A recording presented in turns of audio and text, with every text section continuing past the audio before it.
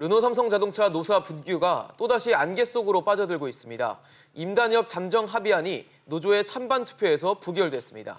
11개월 만에 사태가 마무리되는가 싶었는데 왜 이런 결과가 나온 것일까요? 예상되는 파장 그리고 해결 방안까지 자세히 짚어보겠습니다. 대덕대학교 자동차공학과 이호근 교수, 박연미 경제평론가입니다. 두 분 어서 오세요. 어서 오십시오. 교수님, 일단 르노 삼성자동차 노동조합에서 임단협 잠정 합의안을 부결시켰습니다. 이유가 뭐였을까요? 일단 잠정 합의안이 1년 동안 준비가 된 거죠. 네. 그런데 이제 노조 내부에서 소통과 대화가 좀 부족했다 이런 얘기가 많이 나오는데 영업 판매직에 소속된 사람들이 정규직에서 비정규직화하면서 고용 불안 부분이 상당히 크게 작용했거든요. 네. 그런데 이번 합의안에 보면은 기본급 동결이라는 포함이 있습니다. 네. 그러다 보니까 일반 공장보다 기본급이 기존에 낮았었는데 기본급을 동결하고 다른 조건들을 넣었거든요. 가장 중요한 어떤 부결의 원인으로 지목되고 있습니다. 네.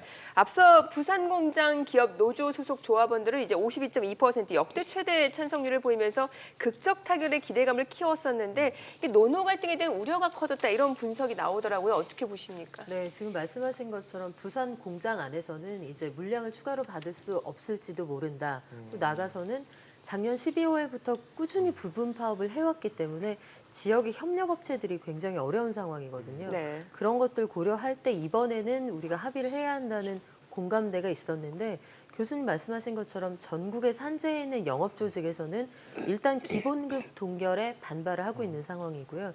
여러 가지 외주 용역화도 동의할 수 없다 이런 입장이어서 노조 안에서 갈등이 상당히 고조되는 모습입니다. 어제 긴급 대의원 대회가 열렸는데 네. 오늘 오전 중에 앞으로 어떻게 쟁의를 해 나갈지 사측의 입장을 전달한다는 계획이거든요. 근데 여기에서 회사가 구체적인 대안을 내놓지 않을 경우에는 당장 다음 주부터 천막 농성을 할 수도 있다고 하는데 이렇게까지 되면 상황이 정말 어려워진다고 봐야죠.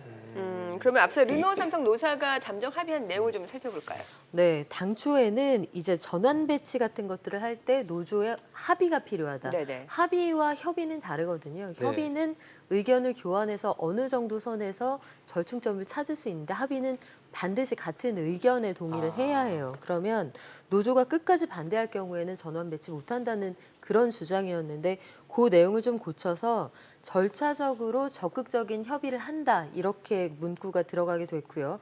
대신에 기본급은 동결하지만 일시적으로 한 사람당 1,770만 원씩 보상을 한다. 이 선에서 합의가 됐습니다. 그래서 공장에서는 실제로 찬반 투표를 했을 때 찬성이 더 많았는데 영업조직에서 444명의 노조원 중에 2명 빼고 다 투표를 했거든요. 여기에서는 60% 이상이 반대를 했습니다. 네. 교수님, 사실 네. 이 노사분규가 아까 뭐 11개월 동안 준비한 잠정 합의안이다라고 하셨는데 그 정도로 노사분규가 꽤 오랫동안 이제 계속 지속이 되면서 르노 삼성자동차에서 밝힌 추정 손실액만 3천억 정도에 달한다라고 하고 있으니까요. 그만큼 쌓여온 과제도 굉장히 많을 것 같거든요. 계속 악순환되는 것 같은 느낌이 있습니다. 예, 맞습니다. 좀 자세히 설명드리면 작년 6월에 이제 합의가 시작이 됐고요. 네. 10월부터 올 4월까지 62차례 어떤 분기를 통해 가지고 250시간의 생산 차질을 빚었어요. 네. 그러면서 생산 물량이 14,000대 정도가 생산의 차질을 빚고 금액으로도 2,800여 원, 결국 3천억 원 가까운 돈의 금액의 손실이 있었고 네. 방금 말씀하신 것처럼 지역에 있는 여러 자동차 관련 업체들의 상당히 어려운 경제적인 그렇죠. 어려움을 주고 있거든요. 그런데 이게 전체 매출의 작년에 5%에 해당할 정도로 큰 금액인데 문제는 앞으로 이런 부분에 대해서 현재로서는 딱히 방법이 없다라는 거죠. 저도 실제 그 이제 노사 협상이 결렬되기 직전에 네. 여러 언론사하고 인터뷰에서는 이건 당연히 통과가 될 걸로 가정하고 앞으로 산적한 문제, 노동 생산성 향상을 통해 가지고 해외 르노 삼성의 다른 공장에 대비해서 경쟁력을 갖고자 하는 이런 부분이나 내부적인 갈등의 해소 이런 부분이 앞으로 남은 숙제다. 올 말까지 시간을 번 것에 불과하다. 이런 평가를 내렸었거든요. 네. 그런데 이게 결렬되다 보니까 추후 일정조차 잡지 못하고 있는 상황이다. 상당히 암담하다고 볼 수 있습니다. 또 내년 출시하는 모델 유럽 수출 물량 배정도 계속 미뤄지고 있다고 하더라고요. 엑스임스인가요? 뭐 예, 그런 맞습니다. 차량이 있던데요. 예. 예, 실제 르노 삼성 부산 공장 같은 경우는 현재 생산 물량 중에 닛산의 그 로그 물량이 거의 절반을 차지하고 아. 있거든요. 20여만 대 이상 중에 절반을 차지하고 있기 때문에 네. 근데 이 위탁 생산 계약이 올해 종료가 되거든요. 아. 네네. 그럼 이게 연장이 되든지 해야 되는데 네. 이런 부분에 대해서 차기 물량으로 XM3 차종을 위탁 생산하고자 하는 이런 부분에 대해서 방향을 잡고 있었는데 네. 지금 이와 같이 어떤 노사 간의 합의안이 도출되지 못하다 보니까 르노 본사 같은 경우는 이 물량을 스페인으로 옮기는 방안을 현재 진지하게 의논 중이고 고민하고 있다는 소식이 들리고 있거든요. 네. 결국은 앞으로가 불투명해지면서 전체 생산량이 절반 미만으로 줄어들 경우에는 어쩔 수 없이 내부 구성원 간의 어떤 구조조정도 필요하지 않을까 이렇게 보고 있습니다. 상황이 점점 좋지 않아지는 그러게요. 분위기인데 사실 르노 삼성 자동차의 그 국내 완성차 시장에서의 경쟁력 좀 객관적으로 평가하시자면 어떻게 좀 보십니까? 이게 좀 아이러니한데요. 파업이 이제 62차례 250시간 있다 보니까 네. 그 작년 어떤 생산량이 지난해와 비교해서 이제 지난달 같은 경우 약 3분의 1이 줄었고요. 그렇겠죠. 33%가 예. 전체 판매량도 40%가 1사분기가 줄어든 상황이거든요. 그런데 희한하게 전체적인 물량은 줄었는데 시장 점유율은 11%를 유지하고 있고요. 아, 예. 유지하고 있나요? 예, 오히려 승용차 오. 판매는 약간 늘었어요. 우리나라가 전체적으로 SUV의 인기가 있으면서 네. 승용차 판매는 전체적으로 줄었습니다. 0.5포인트 줄었는데 르노 삼성은 1포인트 이상 약간 올라간 걸로 아, 제가 예. 알고 있거든요. 결국은 어떤 노사 합의를 통해 가지고 열심히 일만 하면 그 승용차 부분에 대해서 경쟁력이 어느 정도 있다. 일말의 가능성이 있는데 네. 전체적인 그런 분위기를 따라가지 못하면서 시장 점유율도 간신히 유지하고 있는 상황에서 점차 하락될 것으로 보여지고 있습니다. 네. 2018년 임단협이 완전히 자초된 건 아니죠? 일단은 교섭 및 파업 등을 놓고 상무집행간부나 쟁의대책위원회에서 일정을 논의하고 앞으로의 방향을 이제 설정을 해야 되는데 네. 이번에 임담협이 결렬된 이후에 일정을 전혀 못 잡고 있거든요. 그러니까요. 본인도 당황하고 있기 때문에 네. 이런 상황에서 또 중요한 건 하반기가 되면은 임금 협상을 또 해야 됩니다. 그러니까요. 결국 임금 협상이라는 게 우리나라가 좋게 부드럽게 커피 마시면서 넘어간 적이 없거든요. 그렇죠. 결국 1년 심각한 내내 상황이네요. 그렇죠. 1년 내내 하여튼 잡음이 끊이지 않을 것으로 예상되기 때문에 많은 우려를 전문가들이 하고 있습니다. 네. 뭐 일단 과거 사례를 보게 되면 2차 잠정 합의안 찬반 투표가 조만간 이루어질 것으로 예상이 되는데 평론가님께서는 어떻게 보십니까? 글쎄요. 일단 노조 안에서 설득 작업이 있지 않을까 싶어요. 이번에 찬반 투표에서 결렬이 된 게 결국은 48표 차이였거든요. 네. 그 48명의 아마도 영업직 직군에 있는 그 직원들을 설득하면 통과가 된다는 얘기인데 사실은 지금 르노 삼성 노조가 그동안 긴 시간을 써왔고 상황이 그렇게 녹록지가 않습니다. 그러니까요. 그래서 어떻게든 합의안을 마련해 보려는 게 지금 노조 집행부의 노력인데 2014년에도 임단협 잠정 합의안이 통과되는 데까지 2차 투표까지 했고요. 네. 16년에는 3차 투표까지 한 적이 있으니까 일말의 희망은 아직까지 남아 있습니다. 네.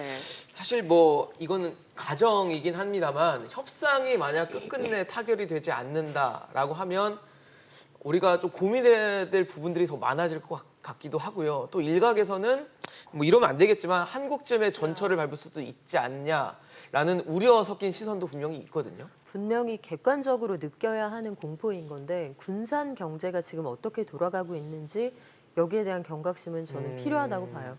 군산에서 GM이 빠져나간다, 나가지 않는다, 긴 시간 지리하게 시간을 끌다가 결국은 빠져나갔잖아요. 맞았죠. 예. 그리고 지역 경제가 거의 좀 무너졌다 평가해도 과언이 아닌 상황인데 물론 부산과 군산의 경제 규모가 다르기는 합니다만 협력업체들도 너무 오랫동안 참아왔고 그리고 이 르노가 차지하고 있는 부산 경제의 그 비중이 결국 작지 않거든요. 네. 그 노조가 좀 대승적으로 판단을 해야 할 시점인 것 같습니다. 네. 교수님께서는 좀 어떻게 보세요? 이렇게 계속 하다가 협상이 타결이 되지 않는다라고 가정을 한다면. 가장 중요한 것은 뭐 결론은 같겠지만 결국 자동차를 생산을 해야 되거든요. 생산 네. 물량이 늘어나야 되는데 결국 신차 배정을 받지 못하게 된다는 경우에는 지금 근무 교대 이런 어떤 조직의 어떤 여러 가지 조건이 바뀌게 되면서 구조조정까지 들어가야 됩니다. 그러니까 로그도 빠질 거고 그렇죠. 신차 배정도 못 받는다면 그렇죠. 이제 그렇게 물량이 될 줄어드는 경우, 거죠. 예, 물량이 줄어들 경우에는 한국 GM 본사 같은 경우는 실제 노조원들이 뼈를 깎는 고통을 분담하면서 급여를 낮추든지 아니면 일부를 구조조정을 통해서 정리를 해야 되는데 지금의 이런 강경 노조에서 그런 것들을 받아들이기는 만무하거든요. 네. 결국은 어떻게 보면 GM의 전철을 밟을 수밖에 없다. 이렇게 전문가들도 보고 있습니다. 네. 뭐 사실 노조의 요구는 근무 강도를 좀 완화해 달라라는 요구인데 생산 절벽에 따른 인력 구조 조정에 대한 시나리오도 역시 고려를 할 수밖에 없는 상황이잖아요. 그렇죠. 지금 사실 우리가 복지와 임금을 두고 싸우고 있는데 네. 아예 그런 논의 자체가 무의미한 못하는, 상황이 네. 올 수도 있어요. 실질적으로 해외 르노 삼성 공장들을 보면 우리가 과거에 일본 공장하고 경쟁해서 닛산 물량을 따올 때 네. 그쪽보다 생산량, 생산비가 더 좋았거든요. 어. 그러니까 우리나라에서 생산하는 게 더 유리했다는 그게 얘기인데 장점이었던 거죠. 그게 이제 뒤집힌 상황이고요. 네. 스페인이 자꾸 거론되는 이유도 마찬가지입니다. 한국에서보다 생산량이 더 많아질 수 있다. 보다 싼 값에 많이 만들 수 있다. 이런 이야기가 나오는 거죠. 네. 만약에 협상이 최종적으로 타결된다라고 하면은 그러면 르노 삼성 경영 정상화에 대한 실마리를 좀 찾을 수 있을까요? 일단은 뭐 협상 타결은 시작이지만 아까 예. 말씀드린 것처럼 여러 가지 해결할 게 많습니다. 네. 왜냐하면 생산성 부분 늘 얘기 나오거든요. 실제 보면 르노 삼성 그룹 내 공장이 46개가 있는데 네. 인건비가 부산 공장이 3번째로 높습니다. 아, 높은 그리고 조금 전에 말씀하신 것처럼 일단은 닛산 차를 가지고 경쟁해야 되는 규슈 공장에 비해서도 인건비가 20% 높은 상황이거든요. 그러다 보니까 실제 이번 협상안이 타결된다 하더라도 생산성 제고를 위하고 향상을 위해서 여러 가지 협의안이 세부적으로 이루어져야 되는데 그런 부분까지가 다 숙제로 남아 있는 상황에서 좀 앞이 안 보이는 상황인 것이죠. 그리고 뭐 사실 내수 판매 회복도 지금 발등에 떨어진 불 아니겠습니까? 그렇죠. 일단 그런데 이렇게 노사 분규가 장기화되면 아무래도 회사 이미지가 그렇게 좋아지지는 않아요. 예. 그러니까요. 교수님께서 아까 말씀하셨는데 시장 점유율은 간신히 지키고 있다고 하셨지만 선호도가 장기적으로 떨어질 수가 있고요. 한국 공장 그 말 많더라 이런 이미지가 결코 도움되진 않거든요.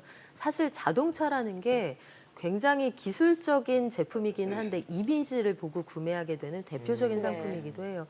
그래서 그런 것들이 회사의 장기적인 브랜드 가치엔 별로 도움이 되지 않을 겁니다. 예. 그럼 결과적으로 브랜드 이미지 제고나 이런 걸 하려면 좋은 신차가 가장 좋은 모멘텀이 되지 않을까라는 생각도 들거든요. 그런데 이 와중에 신차를 여기에서 만들 수가 있겠냐는 말이죠. 그러니까요. 있는 것도 뺏길 마당이고 지금 R&D 센터 이런 데에서 신차를 만든다 한들 한국을 생산 기지로 삼을 것이냐. 아. 이거는 본사 입장에서 입장을 바꿔놓고 생각하면 거기 말 많고 그 노사가 굉장히 팽팽하게 맞서던데 이런 이미지가 있으면 한국 공장이 계속 후순위로 밀릴 수가 있어요. 네. 그래서 다시 한번 저도 방송에서 참 많이 말씀을 드렸습니다만 지금은 조금 양보하지 않으면 더 큰 걸 놓칠 수 있는 그런 시기입니다. 그렇군요. 사실 뭐 최근 한국 경제가 워낙 어려운 상황이다 보니까 이렇게 노조에서 강하게 나오는 것들에 대한 우려의 목소리는 분명히 있는 것 같거든요. 예, 맞습니다. 일단은 제가 어제 이 르노 삼성 건을 갖다 인터넷을 뒤지면서 본 재밌는 글 중에 하나가 SNS에 62차례 250시간의 파업 8개월 동안 뭐 이런 얘기가 나오면서 나 이번에 르노 삼성에서 차를 구매했는데 도대체 어디서 만든 거야? 이런 어떤 웃지 못할 내용이 있는데 그 정도로 소비자들은 이미 불안감을 느끼고 있고 그러네요. 공장이 철수한다라고 하면 우리나라는 최근에 차량의 평균 수명이 9년에서 10년 이상이거든요. 네. 그럴 경우에 중고차 가격 하락에도 지대한 영향을 미치고 그렇겠네요. 소비자들은 그런 것까지 지켜보고 있습니다. 이번 사태로 부산 지역 같은 경우는 지난해보다 수출이 12%나 줄어들었고 지역 경제에 아주 안 좋은 영향을 미치고 있는데 이러한 부분들이 전 어떤 내수 시장의 분위기가 팽배해질 경우에는 돌이킬 수 없는 사태까지 올 수 있다 이렇게 보고 있습니다. 평론가님께서 어떻게 네. 보십니까? 뭐 노조가 요구를 정당하게 할 수 있는 권리가 보장이 돼 있죠. 그런데 이 사회를 균형 있게 잡아가는 아주 기본적인 원칙은 뭐냐면 어지간히 해야 된다는 거예요. 그러니까 지금 적당 상황이 수준을 지켜야 된다.